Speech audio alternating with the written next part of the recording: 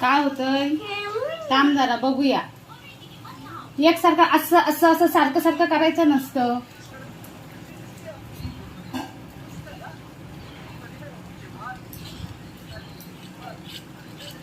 वर कर.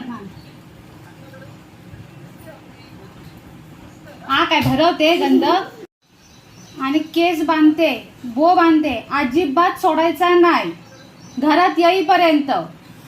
मला हे असे इधरलेले केस दिसता कामा नये. टीचर ओरडणार आता, केस वाढलेले आहे, समजलं? हा आजी.